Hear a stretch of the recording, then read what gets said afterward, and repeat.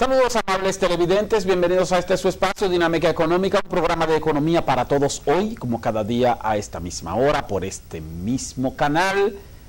Y como cada jueves el compañero Jairo Severino, ustedes saben que está en una misión, en una asignación especial, así es que se dice.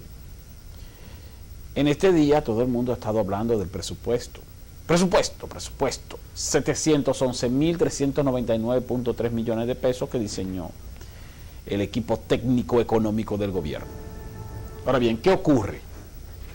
Ocurre que nosotros tenemos la situación de que el gobierno el próximo año va a tener que tomar financiamientos por el orden de los 171.000 millones de pesos. El año pasado tuvo que buscar financiamientos por el orden de los 175.000 millones de pesos. Este año tiene previsto buscar financiamientos por el orden de los 173.000 millones de pesos. Y para el próximo año tiene previsto buscar financiamientos por el orden de los 171.000 millones de pesos para cubrir déficit y pago de servicio de deuda. 171.000 millones de pesos si se cumple la meta de recaudación que se ha trazado.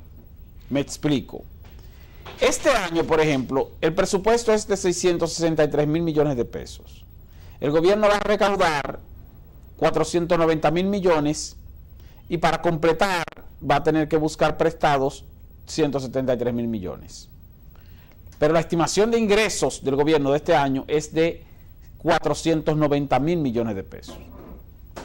Ocurre que para el próximo año el gobierno estima que sus ingresos van a aumentar y van a llegar a 539.000 millones de pesos. Es decir, que el gobierno está estimando que para el próximo año va a recaudar 49.000 millones de pesos más de los que va a recaudar este año. 49.000 millones más. Eso es un aumento en las recaudaciones de alrededor de un 10%. Entonces, si logra alcanzar esa meta de incremento de sus recaudaciones internas por el orden de un 10%, que en términos absolutos son alrededor de o poco más de 49.000 millones de pesos, entonces el gobierno podrá ejecutar el presupuesto que ha planificado con solo la necesidad de buscar prestados 171.000 millones de pesos. Ahora bien, ¿podrá el gobierno aumentar sus recaudaciones en 49.000 millones de pesos adicionales el próximo año? ¿Cuáles son los indicadores que hacen pensar que las recaudaciones van a aumentar? Se tiene estimado que el Producto Interno Bruto, la economía medida por el PIB, va a crecer alrededor de un 6.5%. O sea, el gobierno espera recaudar o aumentar sus recaudaciones en una proporción mayor al crecimiento mismo que ha estimado para la economía. Y eso lo planteamos así porque es muy difícil. La idea es reducir la evasión, reducir la elusión fiscal, reducir o revisar algunos incentivos o exenciones que se conceden a determinados sectores y con eso entonces tratar de cuadrar y llegar a 49.000 millones. Pero es difícil. Es difícil porque fíjense que en el 2012, cuando el gobierno hizo la reforma fiscal, aquella reforma fiscal que aumentaron el ITEVIS de 16 a 18, que ampliaron la base imponible, que le pusieron ITEVIS a productos que no tenían y lo hicieron escalonado 8%, 11%, 13% y ahora este año 16%. Y se establecieron otros impuestos adicionales a otras áreas. Y esa reforma, con esa reforma fiscal, el gobierno estimaba que iba a aumentar sus recaudaciones en 49.000 millones de pesos precisamente, pero con una reforma. Y aún así, con esa reforma, no aumentó sus recaudaciones en 49.000 millones de pesos de un año a otro. No lo logró. Quedó un poco corto. Entonces, ¿qué nos garantiza que este año, sin reforma fiscal, sin la previsión de una dinamización extraordinaria de la economía y con solo eficientizar las recaudaciones mediante el enfrentamiento de la evasión fiscal, el gobierno podrá alcanzar 49,000 millones de pesos adicionales en 2017. O sea, no es que sea imposible, pero es difícil. Es difícil.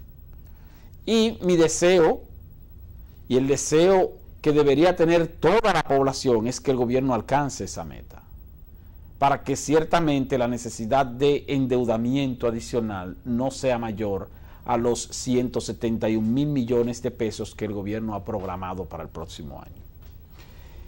Entonces, ese es un factor importante, porque también hay un elemento. Algunos medios han publicado que el gobierno va a buscar bonos o va a emitir bonos el año que viene, que eso es endeudamiento, por el equivalente a 2.700 millones de dólares. Y que esos son, calculados a la tasa que se estima promedio para el próximo año, que es la misma de este año, 47.20, esos son más o menos 123,000 millones de pesos, 123,000, 124,000 millones. Entonces, hay quienes piensan que el gobierno se va a endeudar en 124,000 millones de pesos. Y no es que se va a endeudar en 124,000 millones de pesos. Es que la proporción del endeudamiento que está programado, déjenme hacer el cálculo un poco más exacto para que la gente más o menos tenga idea.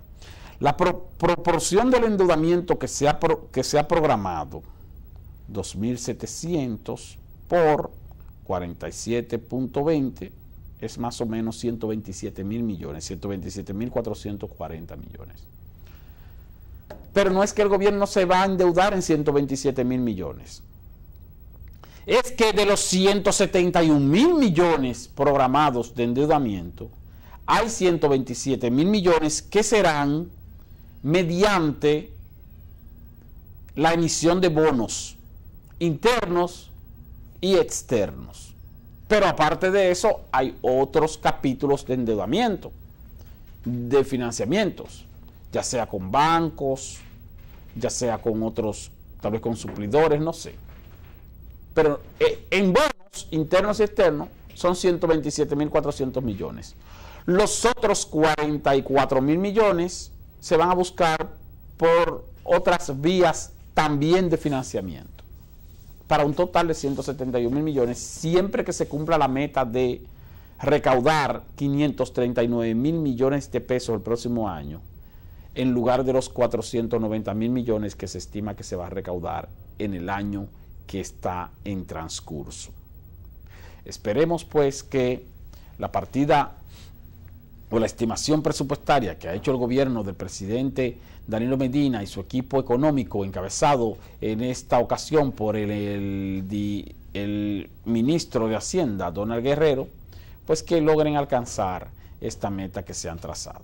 El próximo año hay muchos compromisos. Se mantiene el compromiso del 4% del Producto Interno Bruto para la educación. Se mantiene el compromiso de aumentar la partida presupuestaria en alrededor de 15,000 millones de pesos para el sector de salud, para cumplir con compromisos de mejora de hospitales, de servicios y por supuesto de aumentos salariales para el personal de salud, no solo para los médicos, sino para todos los trabajadores que de una forma u otra están vinculados o relacionados con los servicios de salud, enfermeras, bioanalistas, técnicos, todo eso. Entonces, pero también hay que asignarle mayor partida presupuestaria, por ejemplo, a la Armada Dominicana, a las Fuerzas Armadas, a la Policía Nacional, la Seguridad Ciudadana. Hay que asignar también mayor partida presupuestaria de inversión social. Y hay que ver qué tipo de operación económica va a hacer el gobierno para invertir en el sector eléctrico. Y digo operación económica porque por un lado tú tienes un petróleo más barato y eso le ha permitido al gobierno ahorrarse una gran proporción de estimación de gasto en subsidio como ocurría en el pasado. El subsidio eléctrico le ha costado al gobierno en los últimos años un promedio anual de alrededor de 900 millones de dólares. 900 millones de dólares anual, promedio. Pero en este año y en el año anterior, con el descenso del precio del petróleo y el descenso de los costos de energía, ese subsidio ha bajado quizás a la mitad. Tomando en cuenta que también las empresas distribuidoras han logrado bajar un poco sus niveles de pérdida. Al bajar un poco sus niveles de pérdida, mejorar sus recaudaciones y al mismo tiempo bajar los costos de energía, esa combinación ha hecho entonces que el gobierno tenga que buscar menos dinero para cubrir el subsidio eléctrico. Positivo eso. Sin embargo, el gobierno también ha tenido que enfrentar la situación de que no han fluido a la velocidad o programada los financiamientos para la construcción de la central termoeléctrica de Punta Catalina. Entonces, por suerte, dada la reducción en el costo de energía por la baja del petróleo, el gobierno ha podido entonces aprovechar lo que se ha ahorrado de la estimación de gasto del subsidio para invertir una parte de eso en la continuación de la construcción del proyecto de Punta Catalina, en lo que llegan los financiamientos. Hay quienes han criticado al gobierno porque no ha bajado la tarifa eléctrica cuando sí han bajado los precios del petróleo y por ahí de los precios de los combustibles de generación, que entonces como las distribuidoras están comprando energía más barata y siguen vendiendo al mismo precio, entonces que por qué no ha bajado la tarifa. En el próximo segmento vamos a explicar una de las razones por las cuales tal vez el gobierno no ha podido bajar la tarifa eléctrica. Volvemos en breve, Dinámica Económica.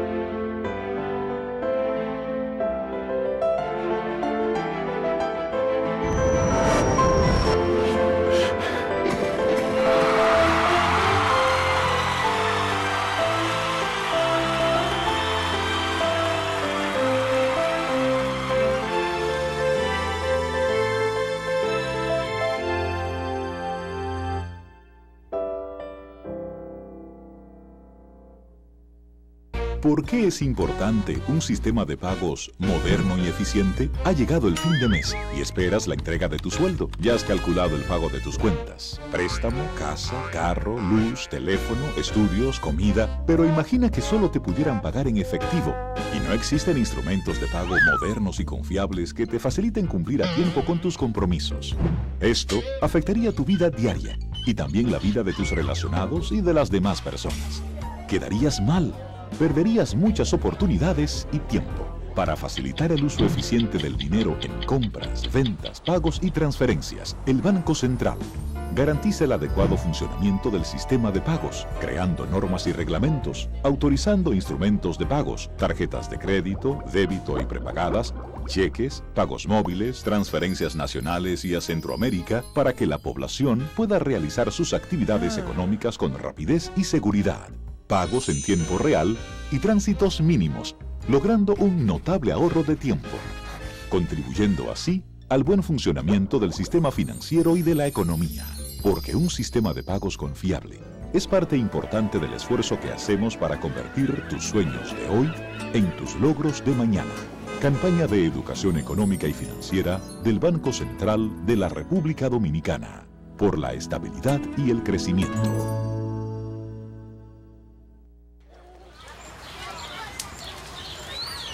¡Ey! Todavía te queda mucho tiempo por jugar. Mira, Dale. Tomar bebidas alcohólicas es para mayores de 18 años. Haz tu parte para crear una sociedad más consciente. Destapa con responsabilidad.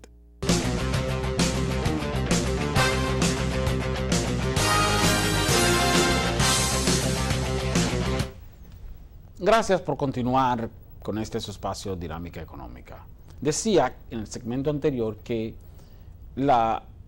la gente entiende que como han bajado los costos de generación, los costos de la energía eléctrica, el gobierno debió bajar la tarifa eléctrica. Pero ocurre que el gobierno en el año 2003, creo que sí, que fue en el 2003, creó lo que se conoce como el Fondo de Estabilización de la Tarifa Eléctrica, FETE. Un nombre un poco raro, FETE. El FETE son las siglas del Fondo de Estabilización de la Tarifa Eléctrica, con el objetivo de no aumentar, de mantener congelada la tarifa eléctrica y no aumentarla en momentos en que el petróleo y los costos de generación estaban subiendo mucho. Entonces el gobierno lo que hacía era que buscaba recursos propios para subsidiar la variación que implicaba la diferencia entre la tarifa fija, que todavía se mantiene vigente, y la tarifa que debía aplicarse con base en los indicadores de costos de generación, distribución y valor agregado de distribución. Entonces, ¿qué ocurre? Que se fueron acumulando recursos que también se incluyen como parte del subsidio eléctrico de cada año. Y para que ustedes tengan una idea, el año pasado, en el año 2015, el FETE, el gobierno tuvo que aportarle al FETE, al Fondo de Estabilización, alrededor de 1.400 millones de pesos para poder evitar que aumentara la tarifa y no aplicarle ese aumento a los consumidores y que se mantuviera la tarifa congelada. El año pasado, en 2015, fueron 1.500 millones de pesos más o menos. Ahora, el año anterior, el año 2014, el gobierno tuvo que aportar para subsidiar la tarifa eléctrica alrededor de 14.000 millones de pesos, en el año 2014. En el año 2013, el gobierno aportó alrededor de 20.000 millones de pesos, 21.000 millones de pesos en el 2013. En el 2012, el aporte del gobierno para subsidiar la tarifa eléctrica fueron como 15.000 millones de pesos. En resumidas cuentas, del 2012 al 2015, el gobierno ha subsidiado la tarifa con alrededor de 55.000 millones de pesos, 50.000 millones de pesos, redondeemos en 50.000 millones, solamente de 2012 a 2015. No estoy contando del 2003 al 2012, que son 9 años, porque no recuerdo, no tengo a flor de mente los aportes que hizo el gobierno al FETE para evitar el aumento de la tarifa en esos años. Ahora, del 2012 al 2015 son más o menos 50.000 millones, un poco más de 50.000 millones de pesos. Entonces, en lo que va de este año, hasta septiembre de este año, que es el mes que está por terminar hoy, el gobierno ha recuperado del FETE, por no bajar la tarifa y aprovechando la reducción de los precios de generación, el gobierno ha recuperado alrededor de 4.500 millones de pesos, según datos de la Superintendencia de Electricidad. En lo que va de este año, el gobierno debió bajar la tarifa eléctrica con base en la reducción de costos, pero no la bajó, la dejó congelada a través de la Superintendencia de Electricidad. Y al dejarla congelada, el gobierno lo que ha hecho es recuperar del FETE alrededor de 4.500 millones de pesos en lo que va de este año hasta septiembre. Entonces usted me dirá, bueno, pues esos 4.000 millones de pesos que el gobierno se está ahorrando, debió aplicárselo a rebajar la tarifa. Sí, es verdad, tal vez sí. Pero ¿qué ocurre? Que el gobierno todavía sigue en pérdida. Porque si tú comparas esos 4.500 millones de pesos con los 50.000 o 51.000 millones que aportó en los últimos 4 años, tendríamos que colegir que todavía el gobierno necesita 46.000 millones de pesos más para poder compensar las pérdidas que como subsidio a la tarifa eléctrica registró durante los últimos 4 años para estabilizar el fondo, el FETE. O sea, todavía el gobierno tiene un déficit de 46.000 millones de pesos, a pesar de que mantiene congelada la tarifa cuando debería bajarla. O sea, al mantener la tarifa congelada actualmente, en lugar de bajarla, ha recuperado 4.500 millones de pesos, pero tiene abajo todavía 46.000 millones de pesos. O sea que tendría que pasar varios años con las condiciones de costo actuales y con la tarifa congelada para que el gobierno teóricamente pueda recuperar lo que ha invertido en la tarifa eléctrica. Lo cual no va a poder hacer, o sea, porque si los costos siguieran así permanentemente durante los próximos años, el año que viene, ya el gobierno tendría la presión social de que baja la tarifa, entonces tendría que bajarle aunque sea una ñinga, como se dice popularmente.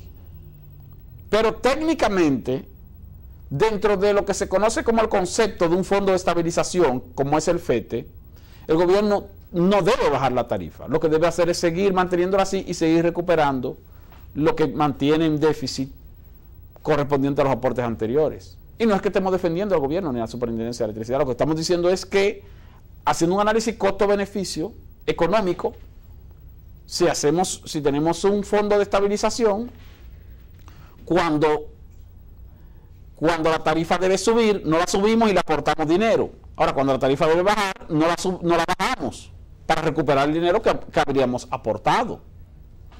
Eso sería lo justo. Eso lo hizo el gobierno también, porque eso fue en el gobierno de Hipólito Mejía que se creó ese fondo. También lo hizo con el gas licuado de petróleo. Yo no sé si ustedes recuerdan que el gas licuado de petróleo subsidiado, el gobierno de Leonel Fernández, el gobierno primero de Leonel Fernández, 96-2000, lo dejó en 6 pesos el galón. Y el presidente Hipólito Mejía, con las presiones del precio del petróleo en el mercado internacional, tuvo que subir el gas. Y lo subió hasta 25 pesos. Y creó también un fondo de estabilización del gas licuado de petróleo, para mantenerlo en 25 pesos y no aumentar más de ahí, para mantenerlo congelado, para beneficio de la población y los choferes de carro público, las más amas de casa. Entonces, cuando el gas debía subir, no lo subían, sino que lo dejaban en 25 pesos y lo subsidiaban. Entonces, cuando el gas debía bajar, tampoco lo bajaban, porque había que recuperar en parte lo que se había gastado. Claro, el petróleo siguió subiendo tanto que llegó un momento en que el gobierno dijo, no, espérate, yo no puedo seguir subsidiando el gas, eso hay que quitarle subsidio y hay que meterle incluso un impuesto, y eso es lo que tiene ahora, tiene un impuesto, menor al que tienen los otros combustibles, pero tiene un impuesto, y entonces el gas se cotiza 80 y tantos pesos. Llegó una vez a superar los 100 pesos el galón. Fíjense cómo el gas de 25 pesos con un fondo de estabilización llegó a cotizarse a 100 pesos. Imagínense ustedes una tarifa eléctrica sin el FETE, sin el llamado FETE, aplicándole los costos reales. La tarifa eléctrica se hubiera duplicado y hasta triplicado cuando el petróleo subió. Y el gobierno lo que hizo fue que se sacrificó subsidiando no solo el déficit eléctrico, no solo a las distribuidoras en cuanto a costo-beneficio, sino también a la tarifa. Entonces, al subsidio regular del sector eléctrico, había que sumarle también el subsidio a la tarifa. Por eso el subsidio llegaba tan alto. Pero ya vamos a una pausa. Cuando retornemos seguimos Dinámica Económica.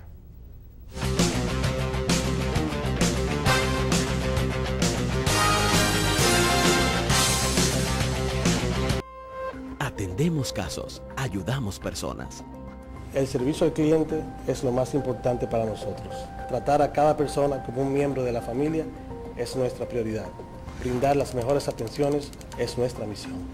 Yo fui víctima de un fraude electrónico vía internet. Pude ir al banco del cual me fue sustraído el dinero a tratar de que me dieran auxilio. Llegué a ProUsuarios, hice la reclamación formal y para mi sorpresa, la superintendencia resuelve que el banco me devuelva mi dinero, ya tú sabes. Sentí en ProUsuarios un equipo dispuesto a darme servicio.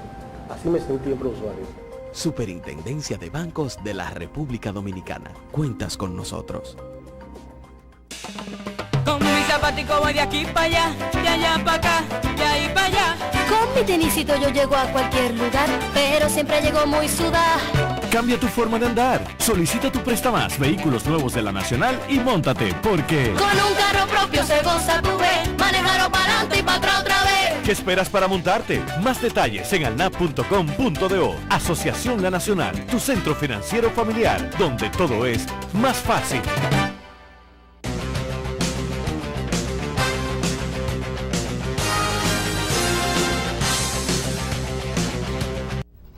Hay una situación de tormenta tropical, Matthew, ¿qué se llama? Tormenta tropical, se convirtió en un huracán que viene por el sur de la isla de Santo Domingo, pero afortunadamente lejano, hay alerta de tormenta. Y eso hace que haya que tomar las medidas correspondientes para evitar cualquier tipo de ocurrencia lamentable en cuanto a inundaciones. Ustedes saben que en este país cuando caen 2 gotas de agua se inunda todo, y entonces hay que estar evacuando personas que viven en la orilla de los ríos y los deslizamientos de tierra y todo eso. Entonces, para evitar ese tipo de afecciones, de efectos de tormentas tropicales, entonces las autoridades toman las medidas correspondientes. Ojalá que no haya efectos muy negativos y ojalá también que nuestros organismos de socorro estén debidamente preparados para cualquier contingencia. Eso es lo ideal. Volviendo con el presupuesto, ya para finalizar, persiste la situación en este país, señores, de que el Congreso Nacional tiene un presupuesto mayor al presupuesto que se le asigna al Poder Judicial. Y yo hago la comparación del Congreso Nacional y el Poder Judicial porque el Congreso Nacional es un órgano que opera, es un poder del Estado igual que la justicia, pero es un órgano que opera en un solo local. Entonces tiene oficinas provinciales, pero no son necesarias, no son del todo necesarias. Y entonces tiene los legisladores que en total suman 32 más 193, son, qué sé yo, 222,